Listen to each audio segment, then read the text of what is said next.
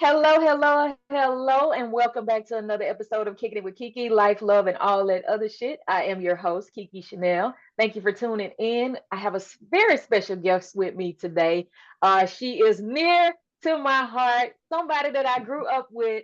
But you guys know how I like to do. I like to give my guests the opportunity to introduce themselves. So, cousin, hey Yes. girl, thank you for Hey. coming to kick with me today. Look, it's been a long time. It's Yes. been a So long time. tell the listeners who you are and what you do. Yes. My name is Martha Young. Well, I'm an elder now, so I went for Advantage of Elder. I have an organization called I'm Not Broken, who also now I do like conferences, and I also I'm doing a She Rose Award.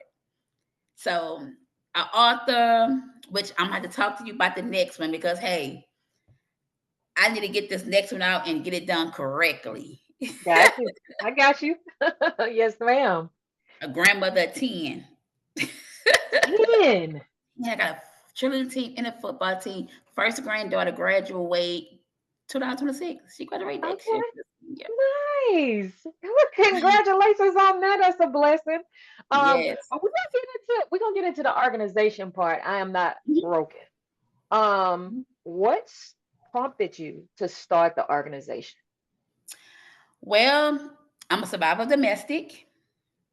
I had been with him since I was 18 years old. So kids and all. And I had a daughter who passed away with cancer. And just living life, struggling. I was homeless at one time. I knew how the be where there was no lights, no food, and had kids, and it was like the start over for me. So by me going through all of that and writing down in a journal every day of my pain and what I went through or whatever, and I moved to Texas. I met this lady who was journaling, and she was like introducing me to different people. And the lady asked me, she said, "What is it that you want to do?" And I'm like, "You know what? I want to take my pain into purpose." Mm, So I went to sleep on it, thought about it, came up with I'm not broken. So I'm not broken. It's behind me. Everything that I have went through. And absolutely. I love that. I love that.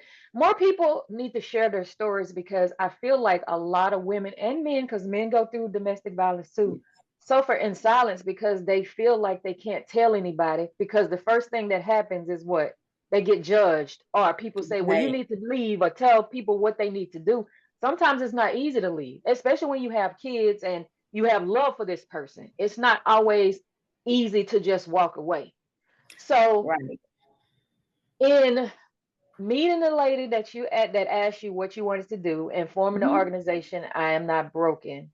How did that make you feel in that moment to have somebody say, what is it that you want to do? Because we're not always asked that question. Right. Yeah. I was, to be honest, I was stuck. I'm like, why is she asking me? Because I would never dreamed about having an organization. That was I wanted to start over, but I just didn't know. At that time, I didn't know what I wanted to do. And Hmm. I'm not gonna say it's a shame, but it's like coming from no leaving your mom house to his house, having kids, now you married, and your whole world was around the kids and him. So I didn't know what my purpose was. So when she asked me, like, what does you want to do? I'm like, why is she asking me that? And Hmm. I went home and it took me a minute to even think about what it is that I wanted to do. And I remember sitting in my living room and just thought about it, man, I'm such an overcomer. Like people had counted me out, and I supposed to be dead because it'd been numerous of times that he told me he was gonna take me out. So I'm like, man, like he never took his hands off of me. So I'm like, you know what? I want to turn my pain into that purpose. Absolutely. I love that. So, how does I Am Not Broken support and empower other survivors of domestic abuse? Like, tell people like the behind the scenes of I Am Not Broken. Oh man, I'm not broken. Supposed to be in a like transition home because I didn't even know. when I was going through that exactly where I was gonna go, even though I had family. But like you say, I mean, I was ashamed, so I didn't know what I Mhm. was where I was gonna go. So it started out as transitioning, and then I took it as a healing ministry. Mm. I wanted to show people that hey, and I thought women's went through it. I didn't think men went through it until I talked to my brother and realized that his ex-wife was trying to have him killed. I was like, what? Wow. Mhm. And Mhm. it's the financial, and I didn't think about the sexual abuse. I didn't think about none of that.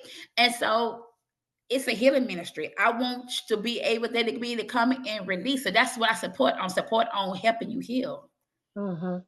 helping you And find a place for you to go and know and come up with a plan, like what you're gonna do, so you don't be stuck in that same era next year or the next day or whatever. Because, like you said, we're scared to leave. We're scared to just to come out that place because we're comfortable. mhm. And I We're feel like some survivors of domestic abuse, they don't share their stories with their families because they probably feel of not just ashamed, but afraid that that person that's hurting them might try to go after their family. Because I've seen that happen and I've heard about that right, happen. So, what would you right. say to anyone who's listening that feels like they're alone, who is suffering in silence about going to someone to try and get the help to get out? I'm gonna say this here. I gotta take my glasses off because I can't see with the lashes. But I'm gonna say this here. When I was going through it, I didn't tell nobody because I went back 20 plus times. And I didn't want my family to be involved in it and knowing that I was gonna go back. But it took something to happen in order for me to want to move out the way. But even then, I can say this, because that even then, I still was trying to fight for my marriage back. Mm, And it's only because it feels norm. And we have to realize norm is not a good thing. That means we used to stand in that dark place. mhm. So we have to come out of that dark place. And to be honest or whatever, to be real transparent, it was the mirror that made me look at myself different. Mm. What It was happened the with the mirror. mirror? So um I had moved on from my ex-husband. And but we were still seeing each other. We wasn't divorced yet, but we were still seeing each other. And it was like a sneaking. And it Mm, made me feel like that I was the other woman because he was living with another woman. And he would hide his vehicle so nobody would see that me and him was still being with each other. He didn't want his family to know that hey, I'm still messing with my wife. And so one day he always would come over for his lunchtime. And one day, me and him had laid up in the bed together, and his phone ring. It was her, and he wanted me to be quiet. And I laid there and just listened to him talk like I wasn't even there. And so when he left, I got up and went to my bathroom, and I just looked at myself in the mirror. And I didn't see Martha no more. I didn't even see Franny, that little girl. I didn't see none of that no more. I didn't know who she was. I mhm. didn't see. All I saw was a woman that was good on the outside but was broken on the inside. And everything that he had took me through, I was carrying on the inside. Mm. So the mirror showed me who I really was, that I was no longer that person anymore. I had let him take me through enough that I lost myself trying to hold on to a marriage, be a wife, be a mother, and forgot about who I was, lost myself in it. So Yeah, the mirror showed me. And it's a mirror show you a reflection of who you are. yeah, yeah. That's deep. And as a life coach, that's one of the exercises that I take my people through. You Mhm, have to, for 7 days, stand in the mirror for mhm. 3 to 5 minutes and figure out what you love or do not love about yourself. And then we come Right, together to figure out how to overcome those things. And I've had countless clients tell me that they didn't last a minute.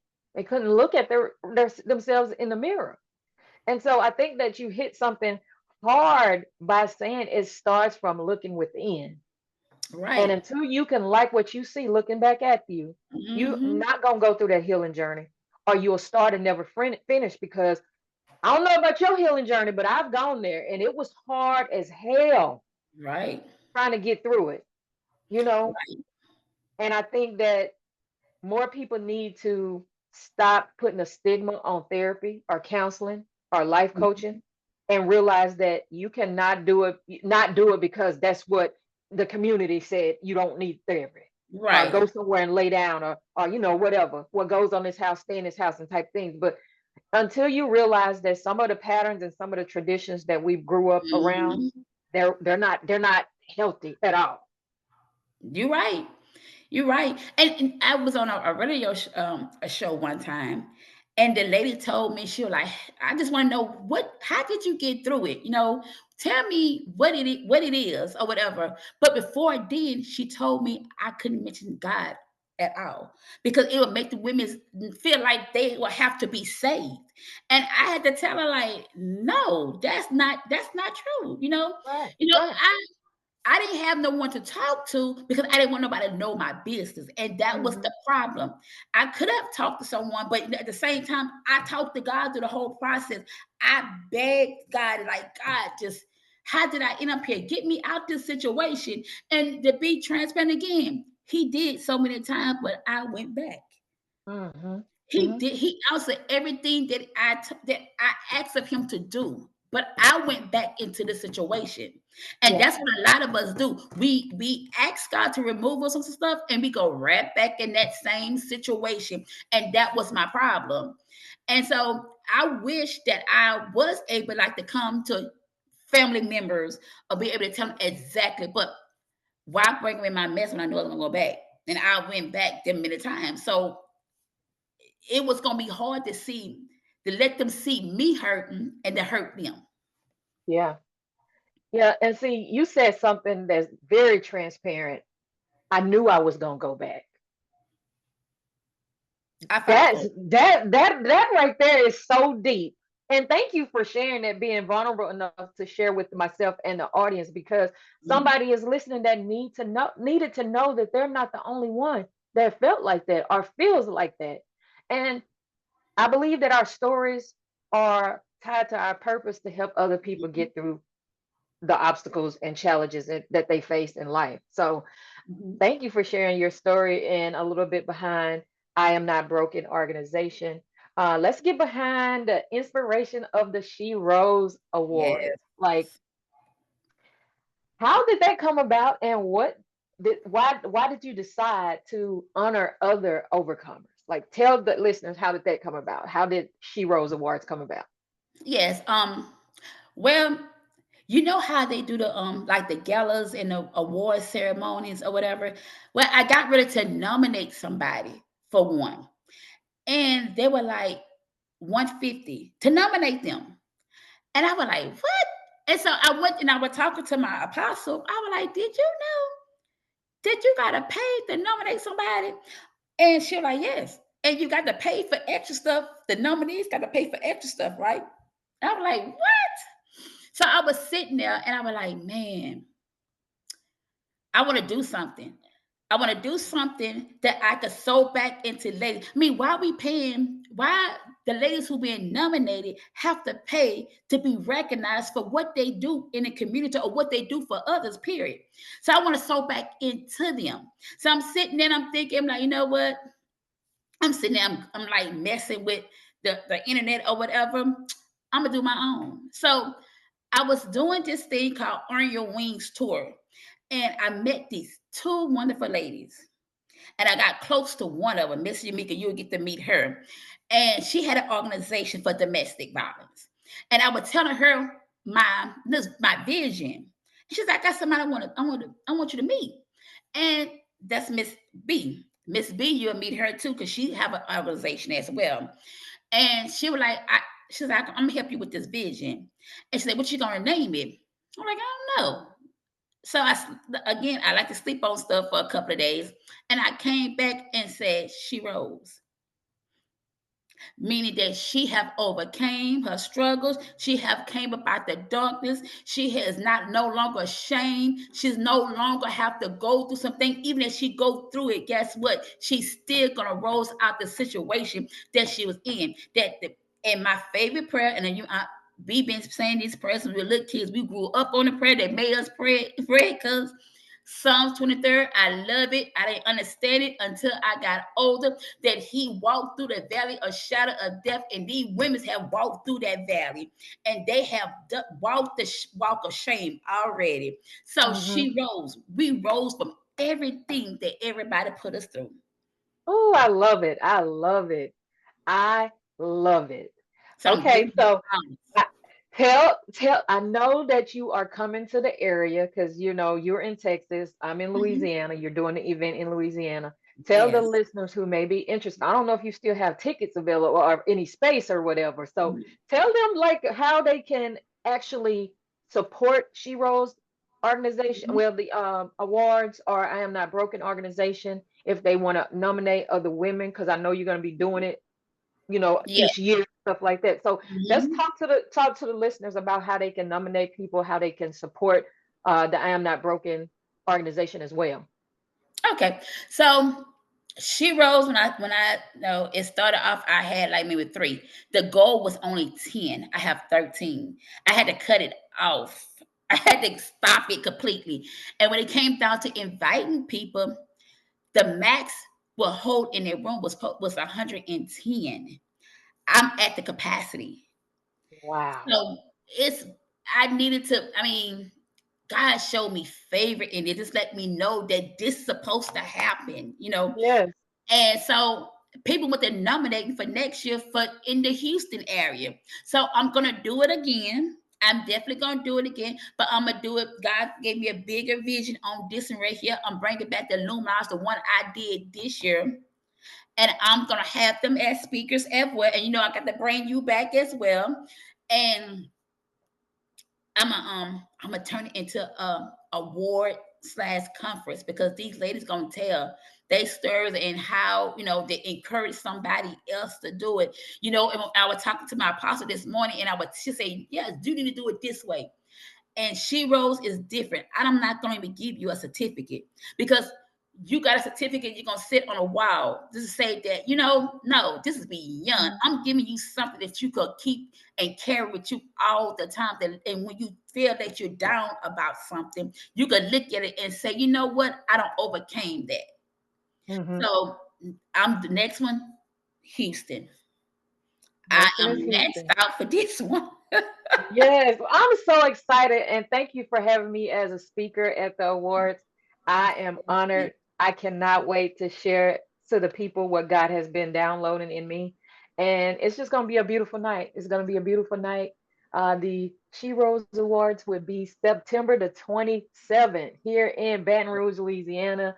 It's going to be a nice time. I don't know if you're broadcasting it. Are you broadcasting it live? I wanted to broadcast. Now I do know that they're gonna be video in it, but I Okay. haven't had nobody to come in and like broadcast it or whatever. Say, hey, I want to go live with it or whatever.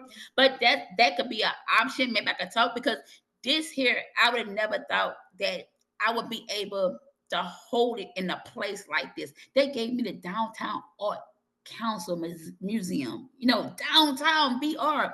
And thanks to like Miss B, she worked her magic. She close with the people, and she got it for me. So I owe her everything, her Miss Jamaica. So I haven't got to that point, but I would talk to them to see if we could broadcast if they have a way to go live and show exactly what we're doing. Absolutely. And I love how you're honoring these women who have fought like hell to overcome the adversity that they have faced in Mhm. life. And I know that it's going to be a beautiful night. I have to make sure that I have some waterproof mascara because I know it's going to be an experience, y'all. It's going to be Oh an yeah. experience.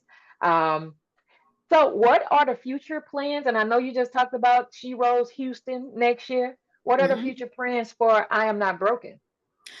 Well, I'm not broken, and I don't know if you've seen it on Facebook. I just teamed up with the two ladies I told you about earlier, and we just produced an organization called No More Silence. Mm, Southern Alliance, and we're going in and we're fighting to help women come out these situation. And like I say, and that's on it. I'm not broken side. I'm mhm. working with my church, which is in Louisiana, the Messiah House, and me and Apostle is getting together to try to get some transition homes together. I'm working with some transition homes out here on the I'm Not Broken through other organizations to try to house and um women conference. I mean, I'm on this healing journey. I want some ladies to start releasing some things so we could be better. Because what I've learned that when we hold that stuff inside, that damages us on the inside. We can't move on to the next person. And some of us supposed to be wives, but we hold on to what the ex-husband done or the ex-wife have done. So I'ma do, and because men have asked me why I'm just doing women's when it got men's go through it. I'ma maybe do a co-ed one. Okay. It Okay. may not be next year, but I'm working on it. I'm working on Hmm. it. And I have talked to my brother who's a minister and asked him to help me out with the men's and put one together called Not Forgiven. I have not, no, I'm sorry. I have not forgot. Okay. So I'm working on that too. But she rose every year.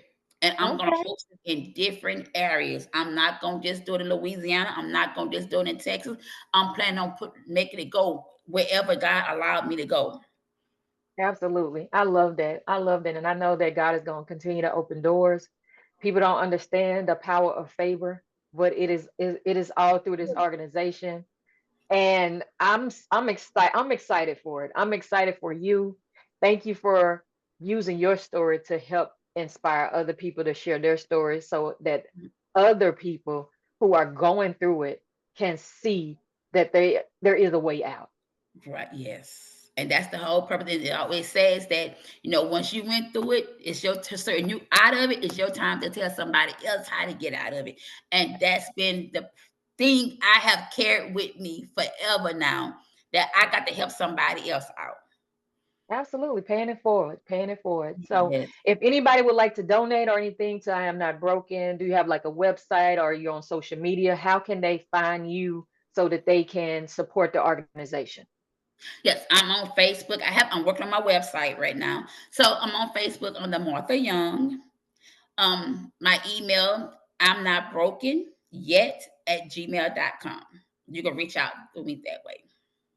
All right, and this information will be in the show notes.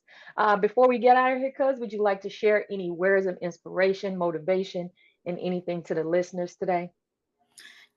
Yes. I just want to say that, no matter what the situation is, the circumstances, just keep going. You may feel like that you're in the darkness. It's only for a moment. And I remember I was at a time that I saw no light. I just saw darkness. But when God showed me that it was one man on the left side of me and one man on another side of me, and they were pushing me to keep pushing. Every time I fell, they were lifting me back up again. So that was a sign saying that, you know what, we may fall down, but we definitely gonna get up. Joy definitely gonna come in the morning. So don't give up. Keep going. Like, this is not the way we supposed to live. God didn't intend for us to be in sadness. We gonna have some days that we are sad, but at the no this know that it's the sunshine gonna come. It's gonna come. And I just want this my thing, just keep going. Just know that he walks through the valley with you. Keep going. Absolutely. I love that. And I love you. I love And you thank too, you. Travis. Yes. Thank you for coming to kick it with me today. It has been a pleasure. Thank you guys for listening in. We are back with a new episode on Thursdays on all major streaming platforms. You can catch this episode on my YouTube channel at Kicking It with KeKe Media. Um, till next time, thank you guys for tuning in. Purple hugs. Later.